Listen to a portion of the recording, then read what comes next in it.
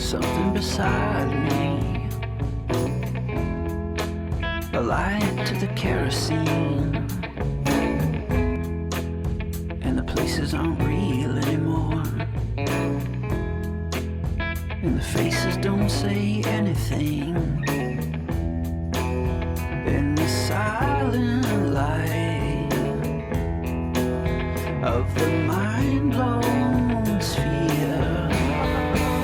It's a game, Devil's Chess Club. Devil's Chess Club.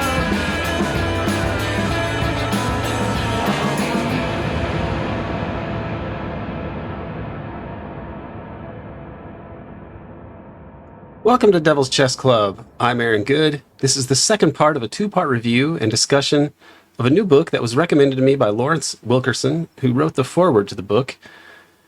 The book is entitled Israel, Winner of the 2003 Iraq Oil War, Undue Influence, Deceptions, and the Neocon Energy Agenda. It was written by an American named Gary Vogler, who worked on the Pentagon's pre-war planning as a member of the Energy Infrastructure Planning Group in Washington, before becoming the first U.S. civilian to enter Iraq's Ministry of Oil HQ in Baghdad in April of 2003. He worked for U.S. occupation forces and continued working in Iraq until 2011. As I said in part one, I think this is such an important book that it merits reviewing it in detail. I hope that in a follow-up episode we can discuss this with Vogler himself and/or with Colonel Wilkerson. Devil's Chess Club is part of the American Exception podcast. If you want to see this episode in its entirety, and if you want to have access to, in my biased opinion, the best podcast collection of deep political and historical analysis, please subscribe to the American Exception podcast on Patreon. The URL is patreon.com/American Exception. A link is in the show notes. If you can afford it, please subscribe. The more subscribers we have, the more we can do. Among other things, we're trying to make a documentary film based on Peter Dale Scott, his biography, his political historical scholarship, and his amazing poetry. But we need help to do this. So please subscribe to the American Exception podcast on Patreon.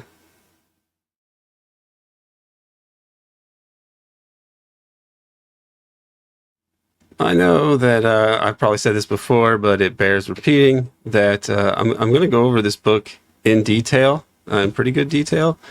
It's a very short book. There's like maybe 60, 70 pages and then a couple few appendices. But the book is, as I've said before, very useful as a good compendium on its subject matter. I mean, it's a great explanation of the Israel and oil angles in the Iraq War and in general for the neocon agenda, the whole project for a new American century, which is not that different from the eschatological quest for greater Israel to be established, as it now seems pretty straightforwardly clear, unless you really have some ideological blinders on, that these two things are very much intertwined. But I do recommend people purchase this book, and I am hoping to have the author and maybe even Larry Wilkerson with him on Devil's Chess Club at some point to talk about it before too long. So I definitely give the highest recommendation to this book. So we are going to pick up where we left off, which is Chapter 5, Israel's Energy Security, the motive for the Iraq War. And he makes a pretty compelling and parsimonious, pithy argument here in this book. He starts off this chapter saying that in 2003, Joseph Paritsky, the Israeli Minister of National Infrastructures, at the time confirmed that beginning in the late 1990s and continuing until October 2003, when they began receiving Iraqi oil via the pipeline to Ceyhan, Turkey, Israel had been hurting from having to pay a huge premium on oil imports. 60 to 90% of Israeli oil was imported from the Shah, who was, the puppet that the U.S. installed in Iran in 1953, before 1979, and then there was a revolution which overthrew the Shah, and the Ayatollahs, the Ayatollah Khomeini placed, this was going to be a risk for Israel, because that's where they got all their oil from. The Ayatollah prohibited further contracts to be signed with Israel, and even temporarily halted the oil sales from existing arrangements in 1979. Mark Rich was key in resuming the flow of Iranian oil to Israel. Mark Rich was written about in this biography by Daniel Amann, The Secret Lives of Mark Rich. The King of Oil is the real title of the book. And Gary Vogler did talk to Daniel Amann about Mark Rich, and he told Vogler two things: that Seth Rich was very close to the Mossad chief, who had Rich's number on speed dial, and they spoke several times a week. And two, that there was a top secret pipeline from Eilat to Ashkelon. Even a mobile oil exec who Gary Vogler knew, a guy who traded in Mideast oil, did not know about this pipeline. And you can see the pipeline here. I'll try to give a better view of that even. You can see the map of the pipeline here, and it goes from Eilat, I'm not sure how you pronounce that, but it's down there in that part of the Red Sea that goes up on the eastern side of the Sinai Peninsula and then touches that border with Israel. And then it goes to Ashkelon, which is on the coast of the Mediterranean and is very close to Gaza, and would seem to be somehow related to the Israeli obsession with that real estate in Gaza. But we'll talk about that later on in this discussion. So before the Iranian Revolution, the pipeline was a joint Israeli-Iranian enterprise, sort of like the Nord Stream pipeline was half Russian and half German. So that's how this pipeline operated until the revolution. Now, the pipeline, owned by Iran and Israel via the joint venture Eilat Ashkelon Pipeline Company, was constructed in the late 1960s to transport Iranian oil to both Europe and Israel. It's a comparatively large pipeline with a diameter of 42 inches, capable of transporting 1 million barrels a day. Israel took sole control of the pipeline company in 1979 after the Shah was overthrown. A Swiss court ruled in 2016 that Israel owed Iran $1.2 billion for its share of the pipeline, a sum that Israel refuses to pay. And this is a strange and very sensitive issue, apparently, because, like I said, a lot of people didn't even know that this pipeline existed. In 2017, the Israeli legislature, the Knesset, passed a law criminalizing up to 15 years penalty for any leaking of information about the pipeline, which to me is also very interesting that they would be doing this in 2017. They would seem to have some designs on this area, and makes you think about Gaza and so on, and even the attacks on Yemen and the Red Sea. They seem to be all pointing to some kind of geopolitical grand strategy here on the part of the neocons that the axis of resistance seeks to thwart. And the oil, it would seem to be a big part of this. So the next section in his book, as part of this chapter, is how Mark Rich got rich and then became a fugitive. So this EA pipeline was the major source of Rich's huge fortune, which he accumulated from 1973 to 1994.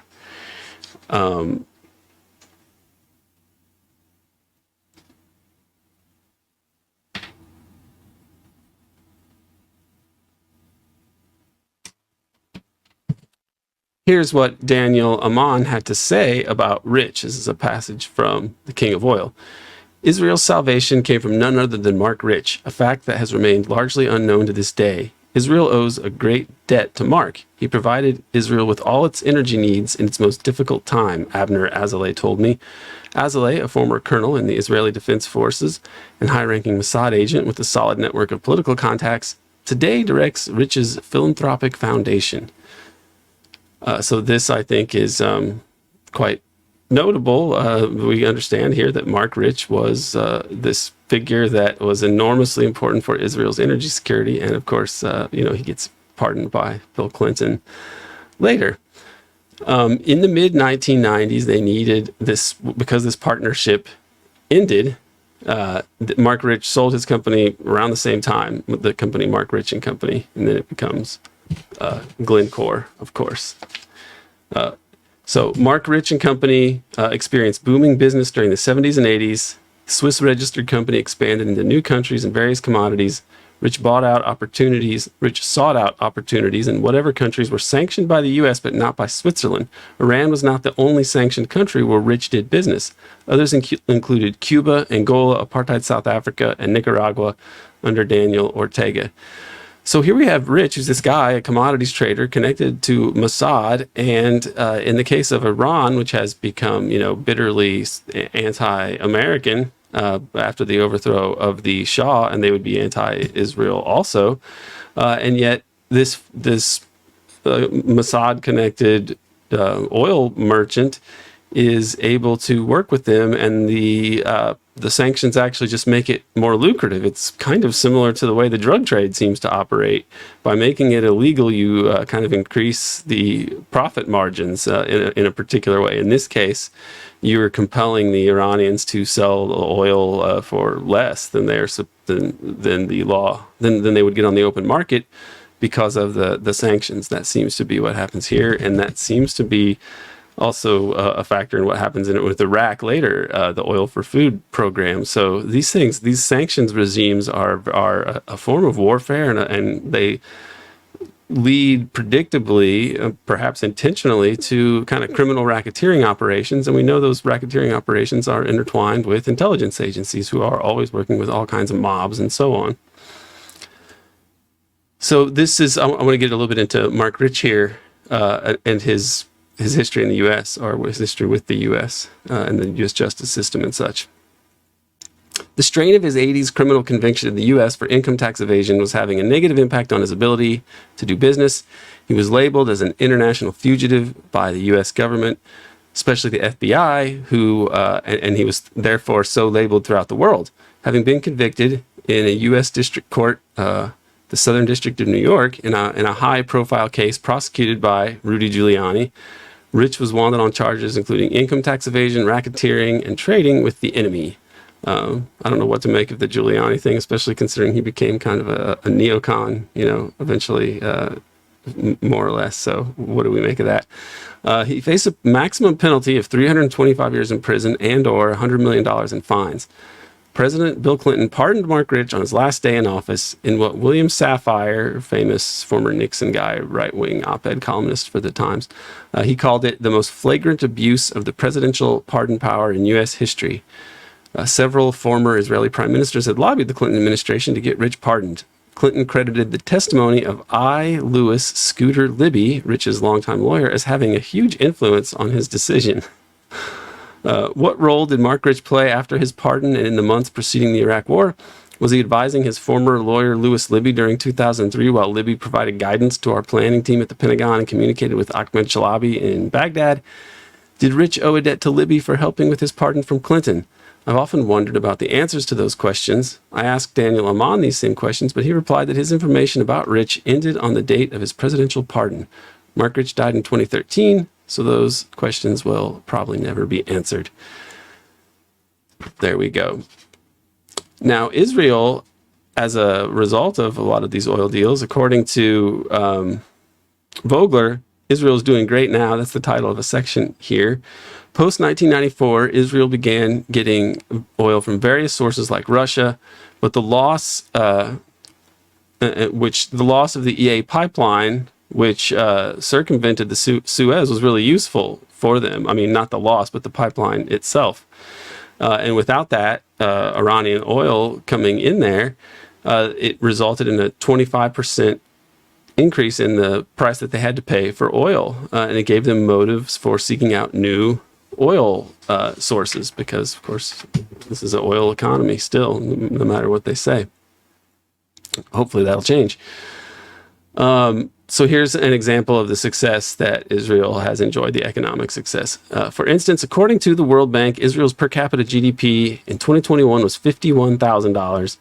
That's higher than that of Germany, the US, France, Japan, the UK, actually not the US, I'm sorry, the UK, France, Japan, UAE, Kuwait, and Saudi Arabia.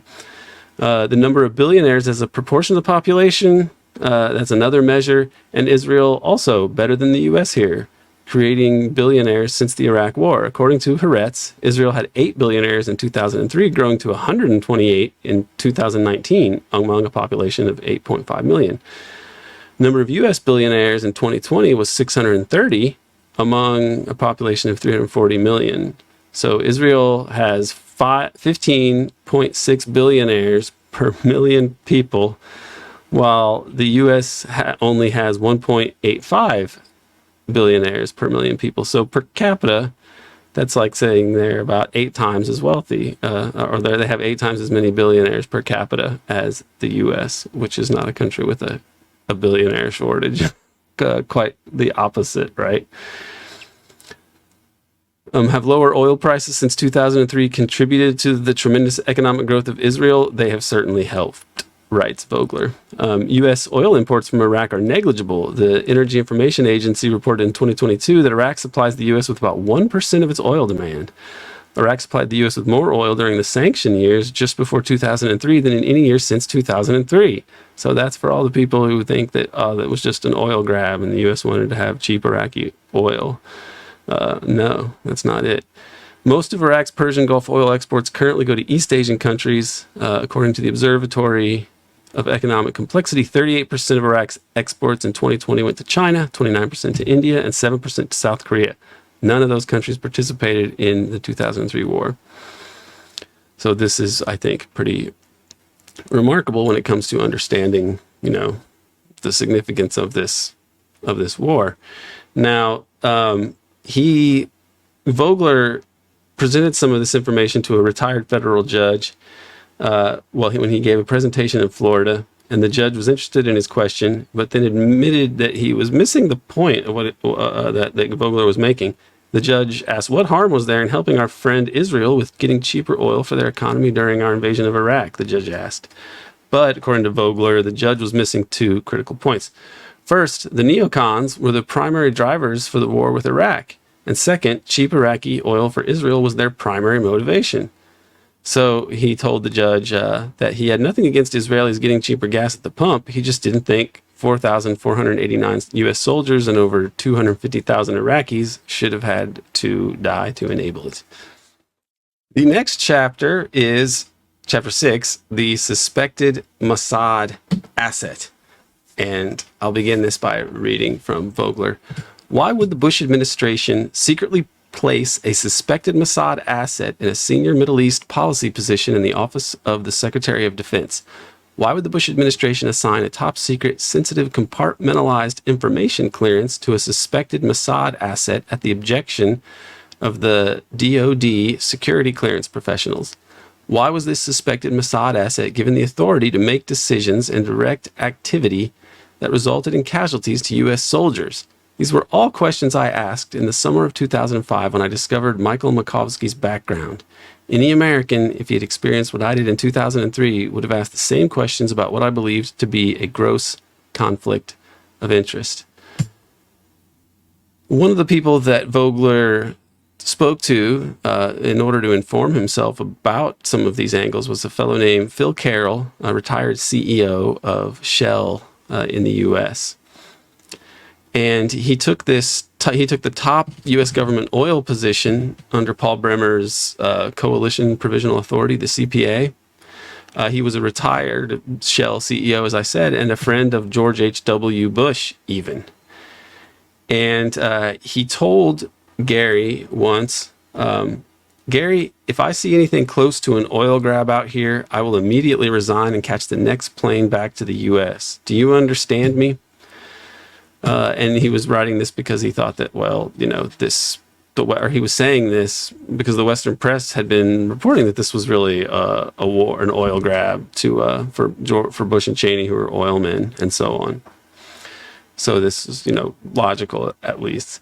Now, the early months of the occupation went smooth enough from his perspective until July, and several things happened that were bad in July. The first, from Gary Vogler's perspective, the first was Michael Makovsky's insistence that the Iraqi oil CEO, the national oil company, they figure out the status of the old Iraqi pipeline to Israel. And he said that the status of this pipeline was the highest priority of the senior civilians at the Pentagon. This is what Makovsky told him, probably an outright fabrication, with the possible exception of Deputy Secretary Wolfowitz, who always showed an interest in oil issues. This was followed by attacks on important pipelines that supplied crude oil to the refinery in Baghdad, and those attacks caused shortages for the Iraqis, which I think talked about before. It caused a little crisis. Next was the refusal of Makovsky and Pentagon civilians to support sourcing supplies of gasoline and diesel from Syria. This further exacerbated shortages and encouraged attacks on U.S. soldiers. Next, CPA Budget Director retired Admiral David Oliver compounded the problems by refusing to pay Iraqi oil sector workers enough money. This miscalculation resulted in big labor strikes throughout the Iraqi oil sector in July and August. So this is also very strange. Oliver had arrived in May 2003 and only stayed until late 2003 when he returned to the U.S. for a senior position with a large defense contractor. This Oliver fellow was very close to Senator Joe Lieberman, and that was supposedly how he got the job in the CPA, which is funny because I always had wondered if Gore had been elected and he hadn't wanted to do the Iraq War, would he have been assassinated? And then you'd have President Lieberman. Not that I don't know what Gore would have done, but I tend to think he wouldn't have gone into Iraq. But notice that even he takes as his vice president Lieberman, right? I mean, that's really something. So Vogler poses the question, why did Oliver refuse to pay the Iraqis adequately? Why did he fail to fund the CPA's oil projects? Was he part of the Israeli oil agenda or some other agenda? Oliver said he needed to build a new civil service payroll system to replace the old pay-for-performance system that Iraq had been using in the oil sector, even though a U.S. Army colonel assigned to the oil sector had studied the system and said it was an excellent payroll system. But Oliver refused to listen to the colonel and insisted on bringing consultants from the U.S. to design a new system.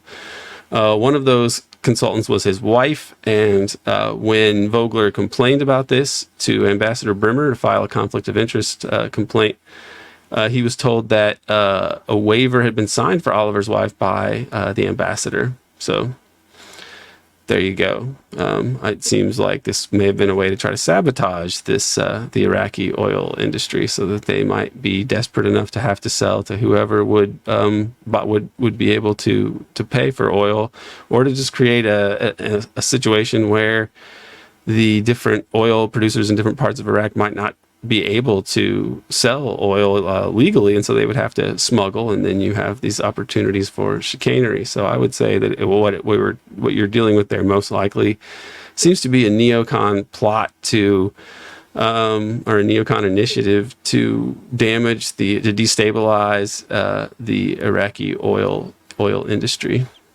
I would guess. Okay, so he writes about going back home into the U.S. His first tour ended in July 2004 when he resigned as a Pentagon senior executive service employee. He had been the longest serving American at the time. Now, he was kind of exhausted from this and probably a bit burned out, I would guess. It seems to be what he's saying.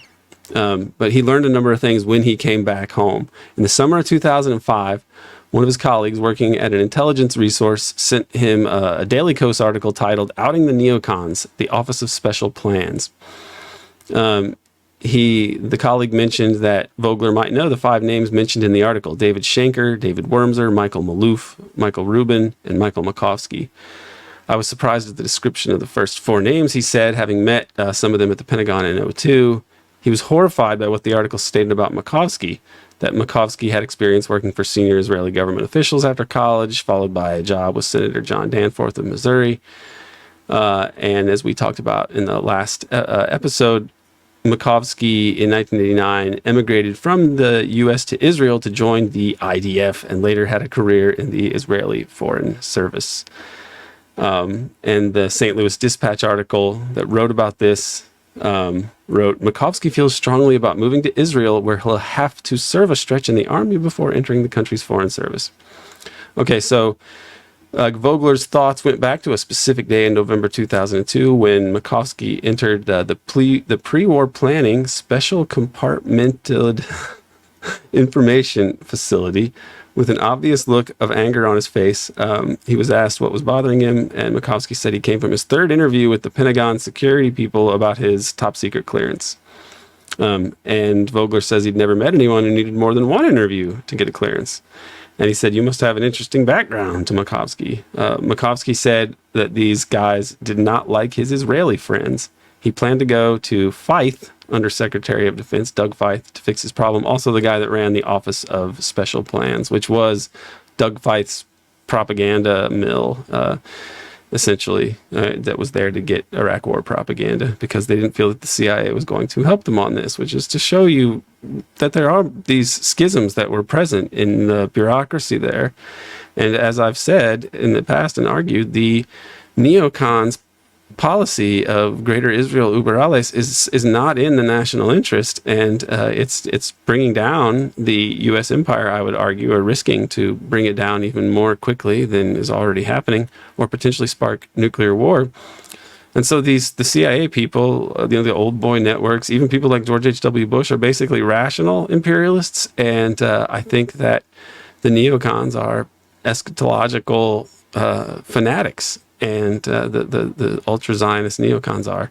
And so they've pursued these really disastrous policies, and there were attempts to push back against them, which we'll try to talk about maybe at the end. So it turns out that Feith did overrule the Pentagon about this. And eventually, as Gary Vogler learns some of these things, he confronts his friend Phil, and he says that Phil Carroll, we're talking about here, who had a higher position than him, said, Phil, why would our government secretly place a Mossad asset in a senior Middle East policy position in the office of the Secretary of Defense? Why would our government assign a top secret, sensitive, compartmentalized information clearance to a Mossad asset at the objection of the DoD security clearance professionals? Why was this Mossad asset given the authority to make decisions and direct activity that resulted in casualties to U.S. soldiers? So he's obviously very angry, but of course the answer is that Doug Feith overruled the rest of the Pentagon security people, as we've said. So now Phil says that he'd seen all this stuff before, and that Gary should be careful with the questions that he was asking his superiors, and especially with his tone. So this gives you a sense of like the way that this is conceptualized by people in positions of power in the U.S. government. He warned me that AIPAC would protect their people and come after anyone perceived as attacking them. Phil, I'm just asking questions, I said. But what will they do? Kill me? Phil said that was not their modus operandi, and he proceeded to share a detailed story of how I would pick up the Washington Post in my front yard and notice my name in bold print on the front page. The spelling of my name would be accurate, but everything else in the Post article would be fabricated. My character would have been successfully destroyed. He told me that any future retraction would appear on page 18 of the Post in small print. He told me that my good name would be destroyed. And Gary Vogler thought that this seemed like quite a real and vivid story, and like it happened to him. So he asked him, like, did you have a personal experience with this? And he said that he had just seen this exact scenario happen to others. Right when he was working as CEO of Shell back in the 1990s. Now, the next aspect we're going to talk about is JINSA, and this is the Jewish Institute for National Security of America, which, if that name should probably give you a little bit of pause if you understand the neoconservatives' role in all of this and their extreme devotion to Zionism. So, yeah, it's a little worrisome, right? It's been described as being closely linked to Mossad, and that's what Vogler heard before Makovsky became the CEO. So Makovsky, the guy that he's talking about as a Mossad asset, becomes the CEO of Jinsa in 2013, and they've spent money on programs. Here's one. Financial records 2019, over $400,000 spent on a program to send about 10 retired generals and admirals to Israel for about a week. This is from the Jinsa website. More than 450 retired U.S. generals and admirals have participated in the Generals and Admirals program, including service chiefs and combatant commanders. The cornerstone of the program is a trip to Israel during which newly retired senior U.S. flag officers meet with top Israeli military intelligence and government leaders, including the Israeli Prime Minister, Israeli Minister of Defense, Israel Defense Forces, Chief of Staff, and Director of Mossad. Now Vogler writes, Jinsa is physically located in a building not far from the White House. Shortly after my book, Iraq and the Politics of Oil, was released, I was threatened by an individual whose LLC was registered under an address at the same building. A close friend and fellow West Point graduate recommended that I use a private investigator to assess the threat. My private investigator reported back to me that every company listed on the registry at the building was suspicious. The FBI was notified. And that's how he closes the chapter. Now I want to talk a little bit about Makovsky at Jinsa, and this is on the website for Jinsa. Makovsky has a PhD in diplomatic history from Harvard University, an MBA in finance from Columbia Business School, and a BA in history from U Chicago. Okay, so this is his academic background. But here, this is the list of publications from Makovsky recently, and this is fascinating. The most recent one is Iran won't give up on attacking Donald Trump. And here he is talking about how Iran is apparently behind some attempts to try to go after Trump and hack his campaign and so on. He starts talking about, I think, the assassinations they might plan or something to that effect. So this is interesting because supposedly Trump is this anti-neocon person, we are told. And yet, why is he got $100 million from Sheldon Adelson's widow. And this is one of the two families that are the most serious sponsors of birthright tours. I mean, they're fanatical Zionists. So this is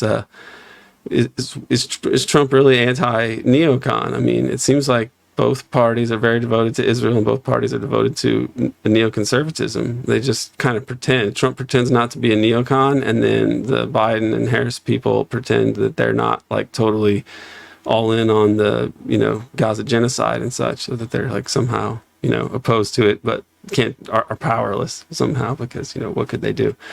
So to me, this is kind of scary that somebody like this, like you could have this book that details this guy's connections, and this guy could still get published in Newsweek and such. And I think Vogler said he gets paid a few $100,000 a year to run this. So this is pretty nefarious, no doubt about it.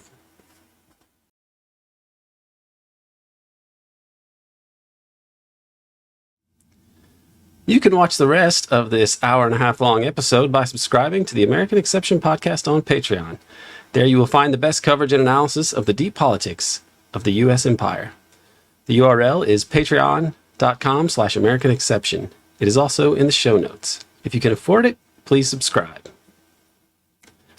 As I said before, I am hoping in a future episode to get the author, Gary Vogler, and Larry Wilkerson to come on the show to discuss the book. Hopefully I can make this happen. Thanks to Dana Chavarria for producing this episode, and thank you for tuning in. I want to reiterate that Vogler's book is an important collection of evidence for those conducting the historical postmortem of the neocons' doomed plan for a new American century, propelled by a Zionism über alles mentality. Their catastrophic success in reorienting the U.S. empire, aka the West, aka capitalism, has brought us to a very perilous endgame on the devil's chessboard.